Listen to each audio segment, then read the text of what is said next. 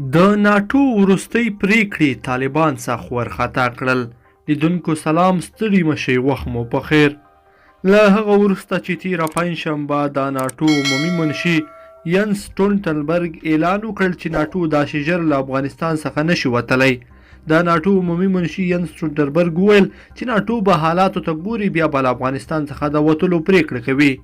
داسې ویل کېږي چې د طالبانو په لیکو او مشرتابه له هغه وروسته سخته ناهیله ګډه شوه چې د ناټو عمومي منشي اعلان وکړ چې ناټو نه غواړي داسې ژر له افغانستان څخه ووځي، ځکه طالبانو داسې پتیلې وه چې ګواکې په راتلونکې مې میاشت کې به ټول بهرني ځواکونه له افغانستان څخه ووځي.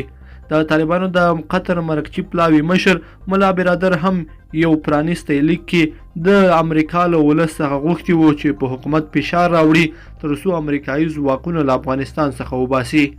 باید وویل شي چې د ناټو په پرونۍ آنلاین غونډه کې د ناټو سازمان ځینو دفاع وزیرانو وویل چې طالبان باید سولې ته غاړه کیږدي، کنه د حالاتو د خرابو په صورت کې به د دوی د افغان ځواکونو ملاتړ ته ور ودانګي او هغوی سره به مرسته کوي.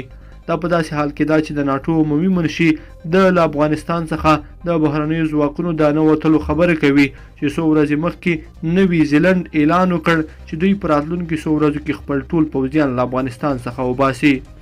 د نیوزیلند حکومت ویلي وو چې په افغانستان کې د سولې راتلو ښه فرصت دی، نو ځکه دوی غواړي له افغانستان څخه خپل ځواکونه وباسي.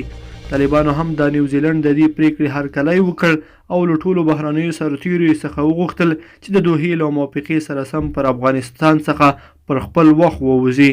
د وسلوالو طالبانو ویان ذبیح الله مجاهد په بیان کې ویلي وو د نیوزیلند لخوا دا پریکړه د سولې په لور یو مثبت ګام دی او د دوحې د ژمنو عملي کولو لپاره یو ښه ګام دی.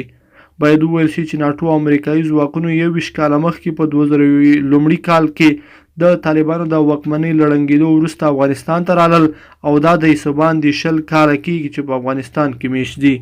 لیدونکو په دې هیله چې دا مطلب به مو تر پایه لیدلی وي، که مو دا ویډیو خوښه شوې ویډیو لایک کړئ او چینل سبسکرایب کړئ.